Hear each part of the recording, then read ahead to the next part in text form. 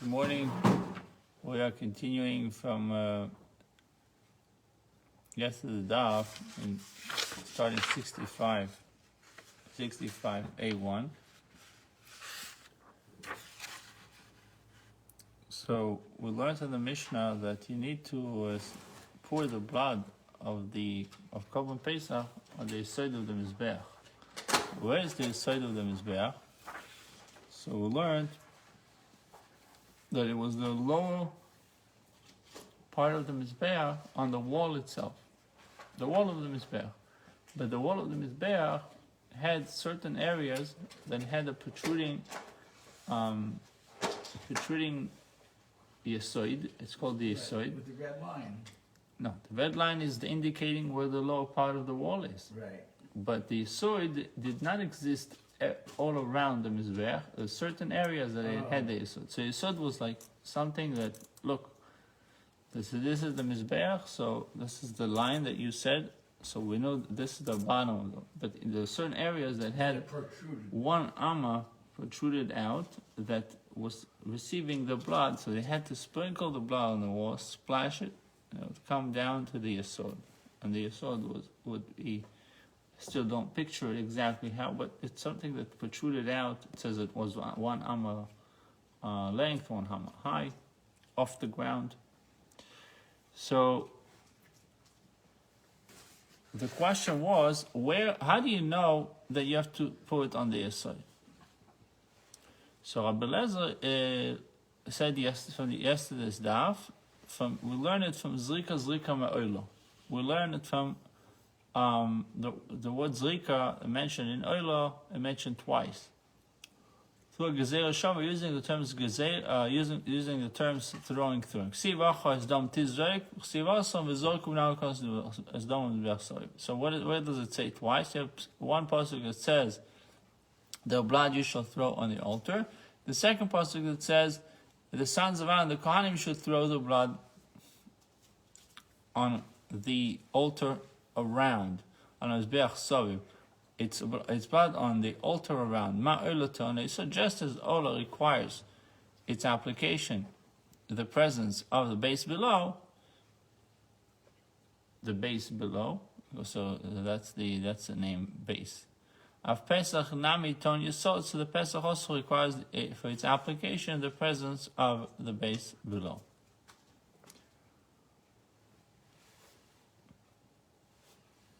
So in both psukim, the pasuk that speaks about Oila and the pasuk that speaks about Pesach, it's pretty much the same language.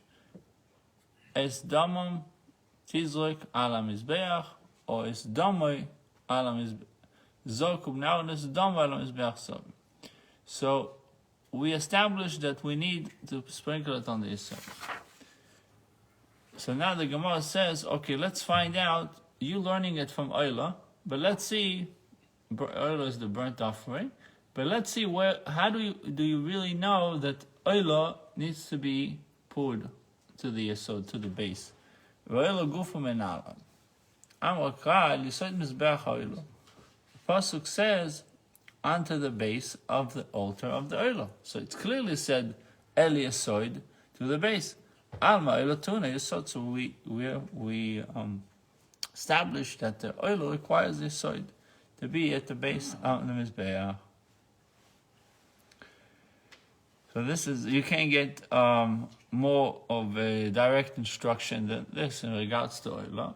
And since there's similarity in the psukim with oil and Pesach, so we learned that also Pesach needs to be thrown on the Mizbeach.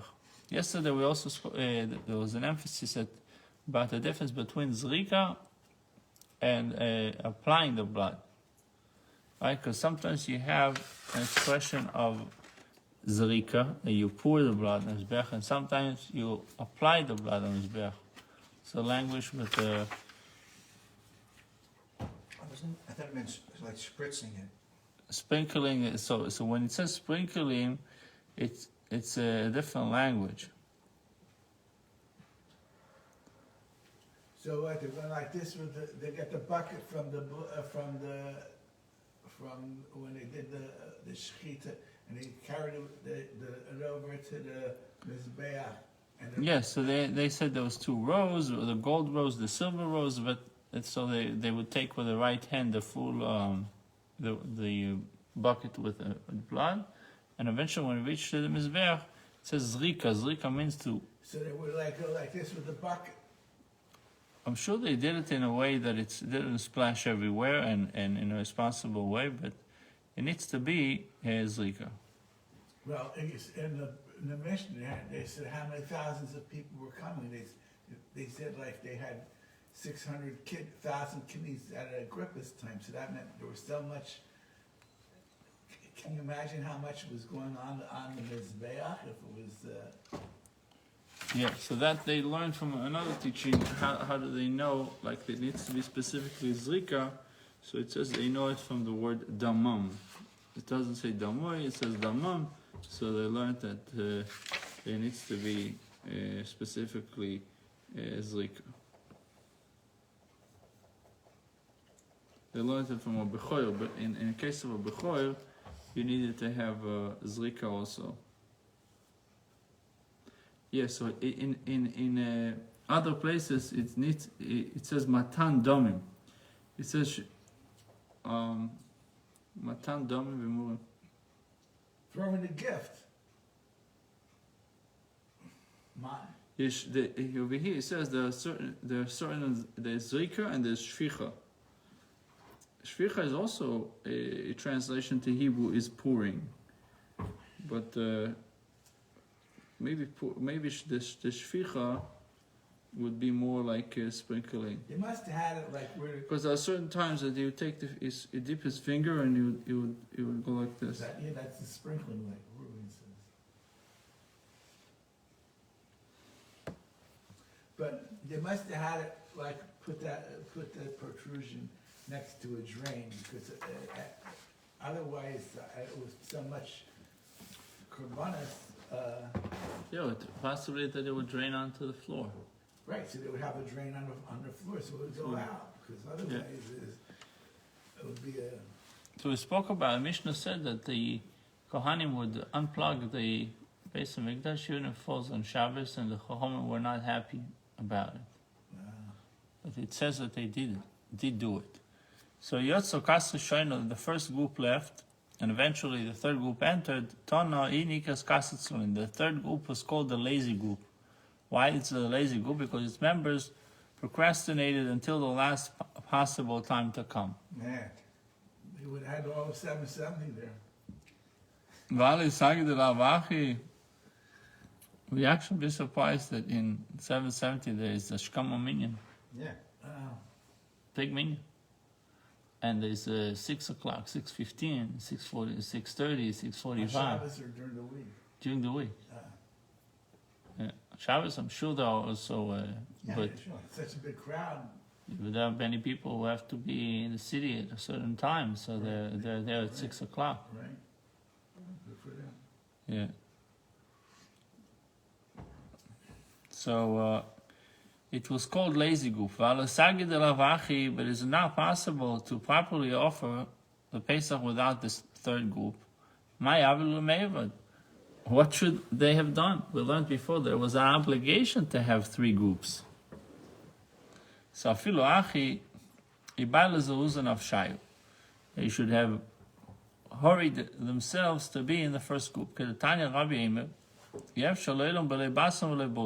Rabbi says the world cannot exist without a guy that sells perfumes and another guy that sells hide, sells the leather. Leather workers, even though it's not really a nice profession, the leather workers, because it stinks. To refine leather, it's not an easy job. So, it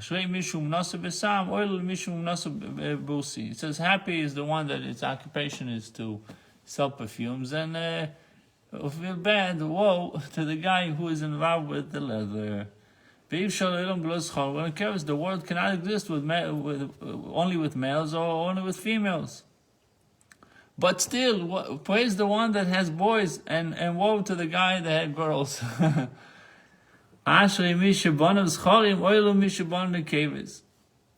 Why? here too, even though the Pesach is supposed to be offered in 3 shifts, so we're still happier with the first group than the second group. Let's see about 6 about the daughters. It says, because a daughter is constant source of worry to her father, for he is anxious about such things as the safeguard her chastity and marrying her off. Chastity refers to virginity. She stays Oh, I virgin see. until marriage. It's interesting, 2 of my kids, the first 2 kids were boys, and the other 2 kids, the first 2 kids were girls. And you could see there was like a little bit I'm making fun of a little bit. But then the ones that had girls, then they had boys also. So it's So you had two boys, 2 girls, and then? they had half of them had boys first, half of them had girls first. Like 2 No, but boys. you had 2 girls, 2 boys. That's it. You have more. No, a boy, then a girl, then 2 more Oh, boys. Oh, you know that. I couldn't have it boy. have 4 girls and 1 boy. That Levi's the only boy. No, wait, yeah. He's a good kid. That is even, so it's, I'm saying this is even true till, the reason I said that is because even true till today, you see how there's like, Yeah. they almost make fun of the others, you know, can't make a boy, what's going on? They were very relieved when they did. Leor got 2 boys and 1 girl. Who? Leor, he lives across the street from Naphtali over there. Leo Cohen? Maybe I know by face. And he, oh yeah, so Naphtali wants to buy over there all the houses have an acre of land. So he wants to buy another house to make a show because they jacked up it. And they did the same thing to him that they did to Rabbi Bucket over in the Hamptons, jacking up his rent. Oh, wow. So he's paying like almost $4,500 for that Wow. space. So he could have $1 million mortgage for $4,500 a month. So Right. why am I giving him the mortgage money? But if a house is, if he buys another house and it's zoned as a house, I don't know. I said, well, I asked him about that. It's not New York. I don't know if they It's can. federal, it's a federal law. The Federal Land Use Act, it's federal. You can knock down the house and build a shul in the middle of He wanted to Yes. gut out, no, his plan was Yes. to gut out a house and make Yes. it those houses, I can see where you could have a show. Yes. but then parking and this, Yeah, and the that's parking- fine. Okay, so, okay. Yeah, but they have a way to get you. So fine, you can do it, but show us that you can. How many people? What's the capacity? So Right, okay, so you have local zoning restrictions, understood. There's still zoning. so over here, the Rabbi got out of it by telling the people don't come with cars on Shabbos. So really, during the week they have a whole. Empty, right? Yeah, they can park wherever they And he want. said that On this Shabbos they don't. he said this is an extension of the mall, and therefore, originally, remember, I asked, or we asked, why couldn't he block it off for Shabbos so people couldn't go around? Oh, but here, yeah, that's extension of the mall. Fine. Anyhow, Kamasel Bechol, like his procedure It's weekday. like a school, you could put a school anywhere. You could put a school in the middle of a residential area. I don't see it in any of our neighborhoods. Doesn't mean they do it. And they also have to face another problem. Sometimes you have HOA involved, and if there's HOA and there's neighbors, and they can say we don't want to have more traffic than we had a lady that did. She had like babies and kept people would drop off the kids, and she had like 10 kids. People were freaking out. They're saying, "One side, what's going on?" No, we have we want peace and quiet, and suddenly cars are driving back and forth. Good luck with them. All right, anyway. Anyhow, Kamasel Bechol, like its procedure on a weekday, so it's procedure on Shabbos, except that the Kohanim rinse the courtyard on Shabbos without the consent of the sages. Shaloi b'rtzoin ma'an, without the consent of whom? Amar b'chizah shaloi b'rtzon Rabbi Lezer. it's not without the consent of Rabbi Elazar. For if it is the rabbis, why they say it, sweeping a floor is a rabbinic enactment. And there is no rabbinic enactment, and as a rule, rabbinic enactments were not applied in the temple. So who weren't happy about it? It says Rabbi Elazar. It was specifically Rabbi Elazar didn't like it.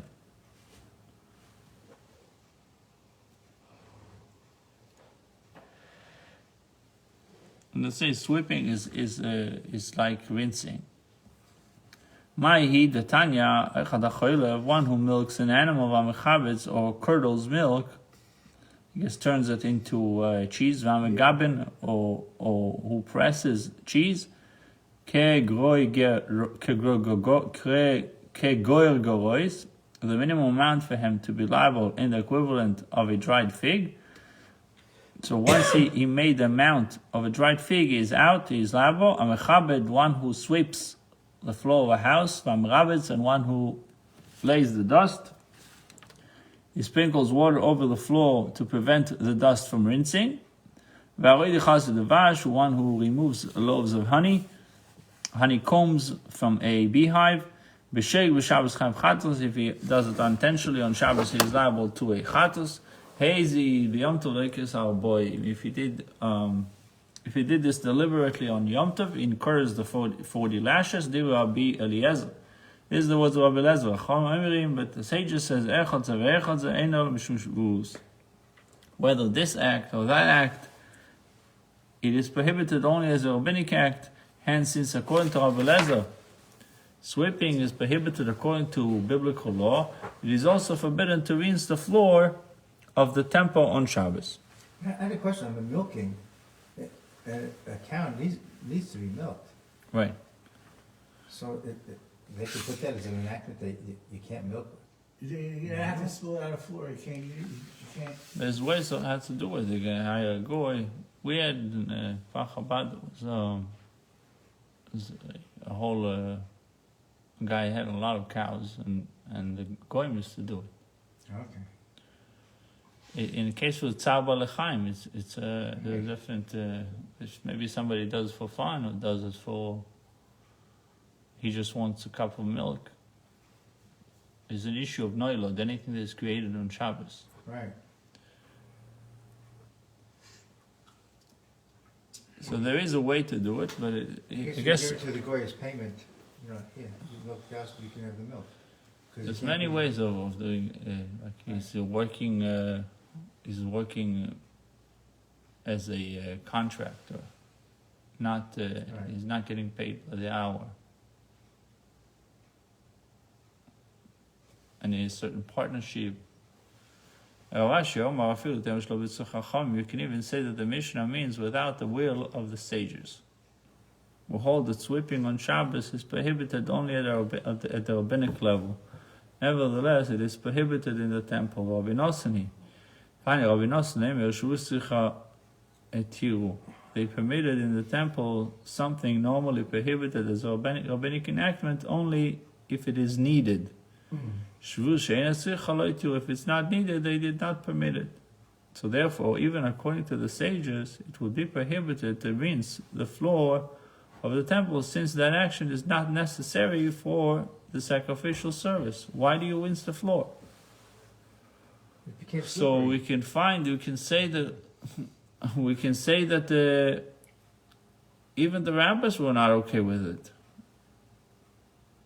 Rabbi Yehuda said in the Mishnah that he would fill up a cup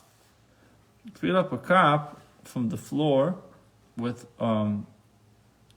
mixture of whatever blood was on the floor. One time he would do it at the end, and he would pour it on the altar also. It says that they were not happy about this act as well. The Kohen would fill a cup with blood of the Pesach offering that had intermingled on the courtyard floor and apply it to the altar. Nimtza ze machshir, so that if the blood of one of them had spilled on the floor before it was applied on the altar, nimtza ze machshir, the result will be that this application of intermingled blood renders the Pesach offering whose blood spilled valid. Amar le Rabbi Yehuda, v'alo lo niskav b'kli, but it was never received in a sacred vessel, and thus is unfit for application.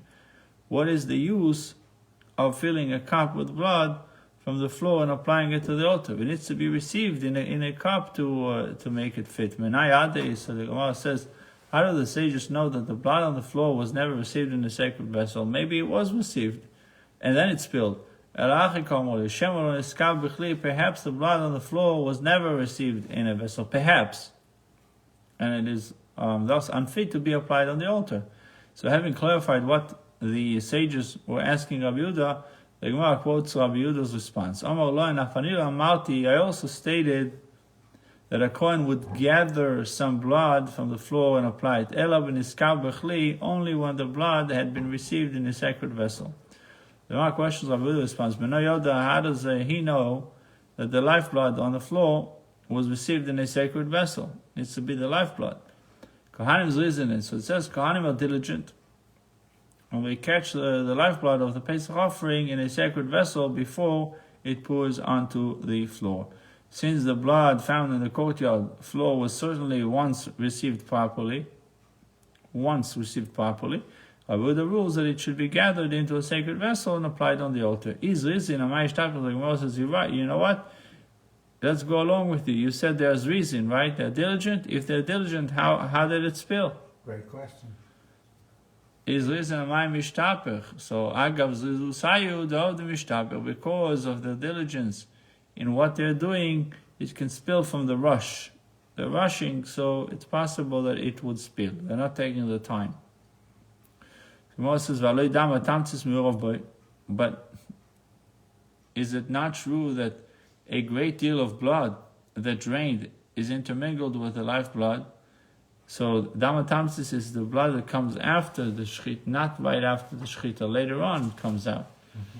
It's called the essence blood. So the what? The essence. Mm-hmm. It's like when you already butchering the meat, you see some blood. So that's not the lifeblood of the animal. The lifeblood is the blood that's circulating, not the blood that is embedded in the meat. And anyhow, so how do you know that this is the lifeblood? Maybe it's the damatamtis that is not fit to be put on the altar. So Rabbi Yehuda says that it's okay to have the damatamtis. If he says the draining blood, he calls it the draining blood, is considered bona fide blood and is thus fit for application. I guess to him it's also good blood. It says in 28, according to Rabbi Yehuda, draining blood is considered legal blood. Although the floor contains a mixture of lifeblood and blood that has drained, the zrika will be effective. The Tanya, damatamtis ba'azor, Rabbi Yehuda will be chorus. So it says blood that drained is forbidden with a scriptural warning, but it is not punished with chorus like consumption of lifeblood. Rabbi Yehuda, because Rabbi Yehuda says no. If somebody consumed draining blood, he is liable to chorus because to him this is a real blood. According to Chachamim, damatamtis, a guy that consumes the draining blood it's not as bad as consuming the lifeblood. So Rabbi Yehuda concedes with regard to atonement, the draining blood does not affect atonement when applied on the altar. It says clearly that the blood that is affecting atonement, it's hadamu banefesh. The lifeblood is the blood that is affecting atonement. For it is the blood that through the soul atones. This implies the blood that the soul departs when the blood comes out, that the soul leaves the body, that's the blood that atones. But the blood that the soul does not leave the body, that's not atoning. Rabbi Yehuda says, blood cannot nullify blood. The small amount of spilled lifeblood retains its legal identity when mixed with much larger pool of draining blood. Therefore, even if most of the blood collected from the courtyard floor is blood that drained, and only a small amount is spilled lifeblood, the application of the mixture is still valid, meaning each type of blood retains its identity. So if lifeblood, even there's a little bit of lifeblood in this draining blood, you'd still achieve what you need to accomplish, which in this case it's Korban Pesach. So that's the reasoning of Buddha. Dam ein, the Omar ein dam mevatel dam.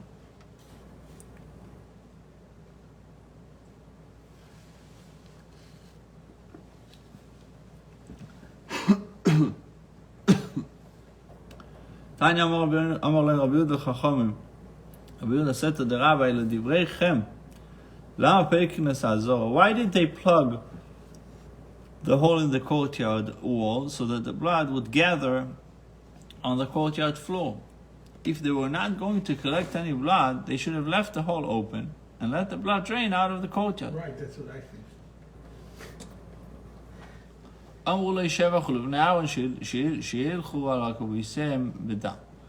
The sages said they plugged the hole because it is a credit to the sons of Aaron, so that they walk in blood up to their knees, for this shows how dear the temple service is to them. Whoa. You see why they had to keep changing their garments. So they're saying it was desirable to let the blood accumulate. When the Kohanim would walk through it to perform service, they would be demonstrating how dear the Avodah was to them. It's a little bit slippery, But the blood on the temple floor would interpose between the feet of the Kohanim and the courtyard floor. How then could the blood be allowed to accumulate on the floor? The Gemara says, says, blood is wet and therefore does not constitute an interposition.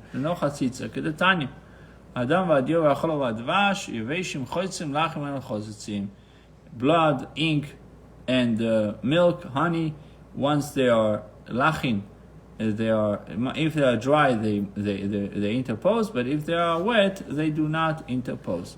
But the vestment of the Kohanim will become stained, and the blood accumulates on the floor. We learned that if the garments of the Kohen were soiled, or if they were dirty, and then his avodah is psula, he's not supposed to work with dirty clothes. And if you say that they lifted their vestment up, they lifted their pants up, for it was taught in a baita midei vad midei kemidosa. You can't even do that because we learned that it has to be fitted. He has to wear fitted clothing. She neither too short nor too long. This requires a Kohen to perform the Avodah in full-length vestment. He may not lift them to protect them from the blood on the floor. The question therefore remains, how were the Kohanim permitted to perform the Avodah on Erev Pesach if blood accumulated on the floor? To solve the problem, the Gemara qualifies the original Bai's statement that it is a credit to the Kohanim to perform the temple service in knee-high blood. So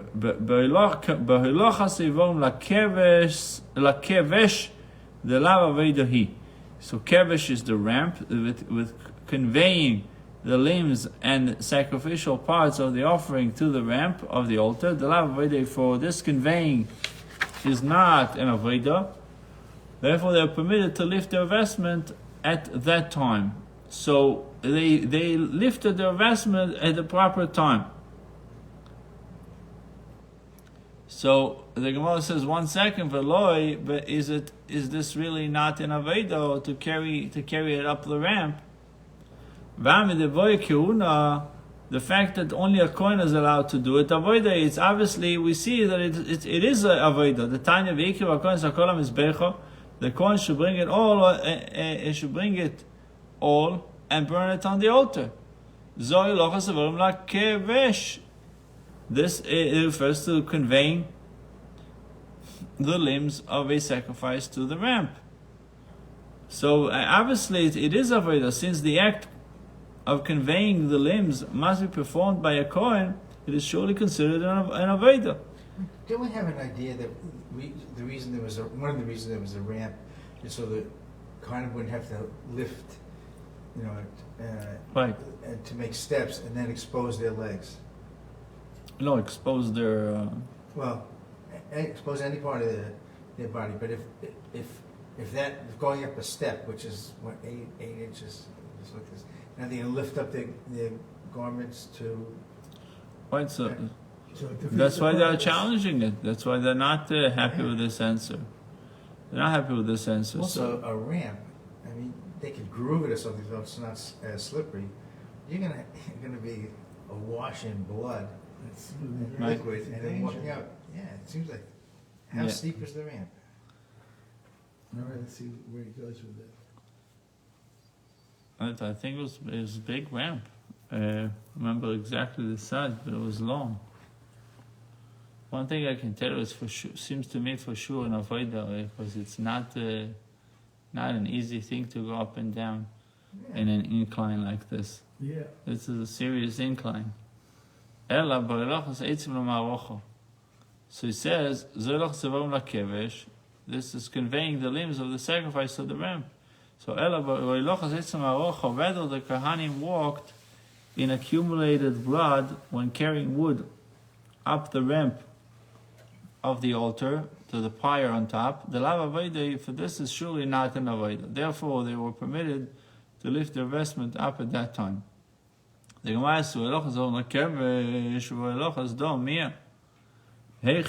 but still, when the Kohanim were carrying the limbs to the ramp or conveying the blood, how did they walk without soiling their vestment? During an avodah, they were not permitted to lift their vestment to protect them. So the Gemara says, the maske itztabe. They walked on platforms that were set upon the courtyard floor.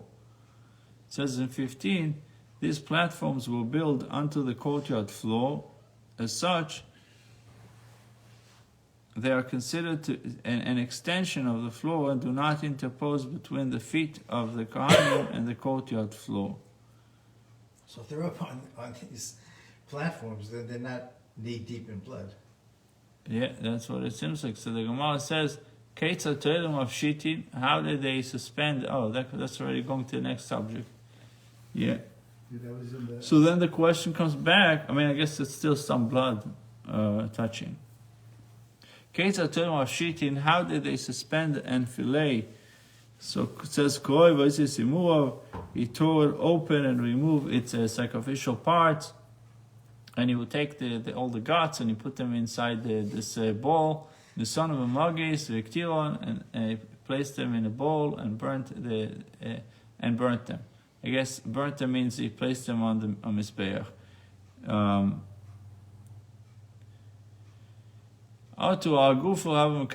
But he did not burn them himself. Question mark. The one who filleted the animal was presumably a non-Kohen, but only a Kohen is permitted to burn the sacrificial parts. Say that the Mishnah means that the non-Kohen placed the parts in a bowl in order for a qualified Kohen to burn them on the altar. So non-Kohen puts the sacrificial parts into the bowl until a qualified Kohen comes to burn them. Yosser Kosu Sheino, the first group went out when it became dark, and they went out and roasted their Pesach offering. Each and every one put his Pesach in its skin when they were walking home, and swung it behind him. Amar Rav Ilish, Tayos, like Arab merchants. So, Like a backpack, the skin was like a... You should go back and do the Mishnah. It's a very interesting Mishnah. so we should return. So, we should return to you, Thank you. Tommy the Nishcha. So Rav Elish in 19 says, Rav Elish teaches that it is proper for a person to diminish his own stature when necessary in order to perform a mitzvah. Which gets back to Basar Ugani Yeah. and Shmuel. Rabbi Yehuda Bar Eloi, yeah. The forthcoming chapter deals with the various laws that surround the bringing of the Pesach offering when the 14th of Nisan, Erev Pesach, falls on Shabbos. For it is in fact that performance of much of the Pesach service would constitute a violation of Shabbos law. The Gemara 6:6a gives the source from which we derive that the obligation to bring Pesach overrides the Shabbos restrictions. The first Mishnah differentiates between which segments of the service override the Shabbos and which do not. Another issue addressed in this chapter are the laws of the special Chagiga offering that normally accompany the Pesach offering. Finally, the chapter deals with the law of one who errs when slaughtering the Pesach on the Shabbos, either by slaughtering it for the sake of another type of offering or by slaughtering another offering in place of the Pesach. So the Mishnah deals with a case in which Erev Pesach falls on Shabbos. It means Motzei Shabbos is Seder night. The Seder night Motzei Shabbos. The Mishnah begins by delineating those parts of the Pesach offering service that, although they are normally constitute violation of the Shabbos, may nonetheless be performed on that day. These are the things in the service of Pesach offering that override the Shabbos restrictions. Shchitose, its slaughter, uzrikas domei, the throwing of its blood upon the altar, umichui krovov, and michui of its intestines. What does that mean? The simple translation would be like almost like smashing it, but probably removal of the waste. Right. It says removal of the waste products found in the intestines must be performed immediately to prevent the intestines from putrefying before the animal is roasted. For the meat eaten from the sacrifice is analogous to the portion served by the king to his servants at the royal table. It is a dishonor to God that his portions be repulsive to the diners. So it has to be good. They would. Well, I have to see, because it doesn't. It seems like we don't eat the. We don't eat the intestines, so. Let's see. V'aktoras chalov, and the burning of its fat upon the altar, since these acts cannot be performed before the Shabbos and cannot be postponed until after the Shabbos, so they may be performed on the Shabbos itself. So far, what are we allowed to do on Shabbos itself is shechting, throwing the blood, cleaning the intestines, removing the dirt from the intestines, v'aktoras chalovov, and burning its fat upon the altar. I guess the fat, if you leave it out, it's going to rot and putrefy. However, it's roasting, the roasting of the actual meat, and rinsing of its intestines.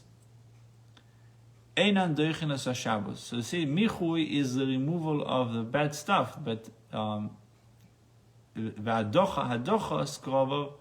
is the washing of the intestines, and that can wait till after Shabbos. For since these acts can be performed after Shabbos, they are postponed until then. But sometimes it's just a difference of 2 hours, 3 hours. Right.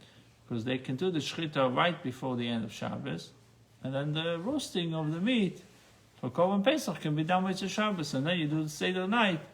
Let's say Shabbos ends at 7 o'clock, so you start roasting at 7. By 7:45, you should have the meat roasted already. I don't know, how long does it take to roast a lamb? They're doing like a rotisserie thing here. Yeah. Maybe 20 minutes. We have to see if they had to turn it around, or how did it work? Yeah. Well, I guess we'll Because you find. can't have fire coming from four sides, only in a machine. Right. You have those machines that have. Yeah. Convection roasting.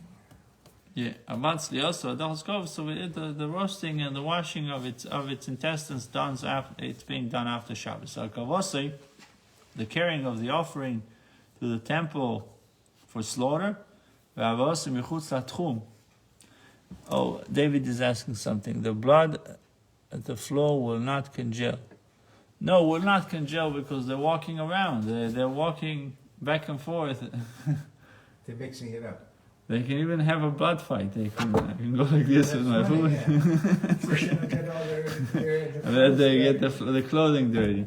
Yeah, no, but the fact that they walked around, it did not allow the blood to congeal. So, akavose v'avose mechutz latchum, and the carrying of the offering to the temple for slaughter, and then bringing it from outside the tchum, v'chatichas yabato, and severing its wart. If it had a wart, they would sever it to render it fit for sacrificial use. And all these things do not override the Shabbos. You should have done it before Shabbos. Okay, should have bring it to the tchum. So they were slapping the Clean it shops up. all around. Bring it to the tchum. Remove the word. You cannot. Rabbi Lezer disagrees, and he says you're allowed to bring it. It also overrides the Shabbos, bringing it outside the tchum and severing its word. Amar Rabbi Lezer v'aladinu, and he said this is not a logical argument. Ma im shchita, shim melacha. Shchita is a real melacha, full-fledged melacha, full-fledged job.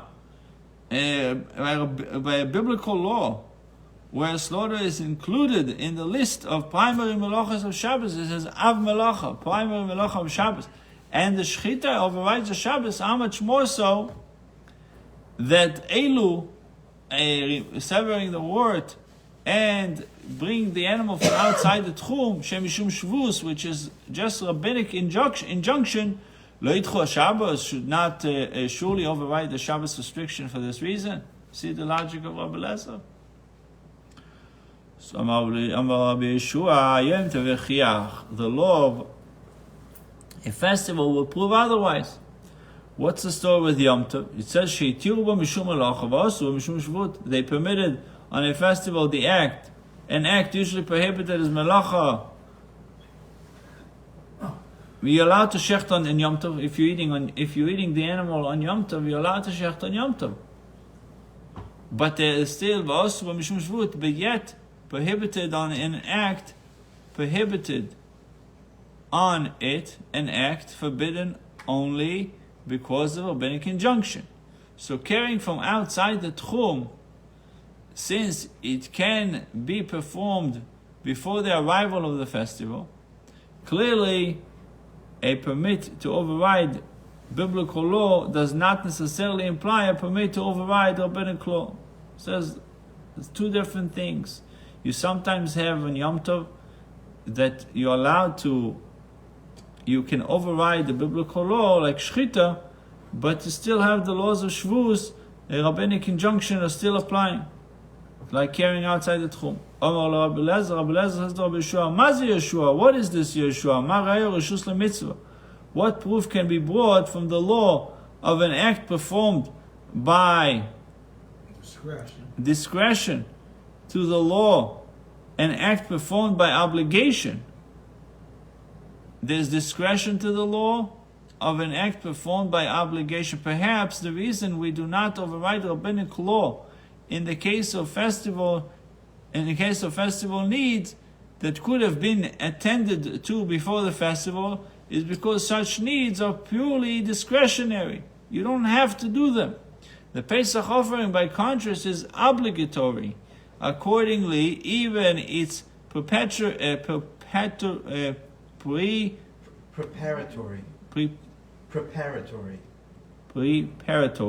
right? preparatory. Preparatory. Things that you're preparing before. Right. Preparatory acts should override rabbinic law. This is so. In other words, he's telling them, Rabbi Eliezer said to Rabbi Yeshua, exactly, it's not optional. Why are you bringing an example from an optional case to a situation where it's mandatory? Issue Rabbi Akiva Omar. So Rabbi Akiva says, you know what? The law of sprinkling required to purify one from corpse tumah, scheduled for Erev Pesach, will prove that the mere fact that an act is obligatory does not guarantee that it will override a rabbinic injunction. She'im mishum mitzvah, for sprinkling is performed by obligation in order to enable one to bring the Pesach offering. Ve'im mishum shvut, and it is prohibited only because of rabbinic injunction. Ve'in aderechas Shabbos. Yet does not override the Shabbos restriction for the sake of the Pesach offering. For the law is that one may not perform sprinkling on Erev Pesach that falls on Shabbos. Afatal titmal elu, you too then do not be amazed that these acts, which we said, severing the wort and carrying outside the tchum, sha'af al pishem mishum mitzvah, although he's doing it for the sake of a mitzvah, performed by obligation, vein mishum shvus, and are prohibited only because of rabbinic injunction. Lo yitchus HaShabbos will not override the Shabbos. So Rabbi Akiva brought a proof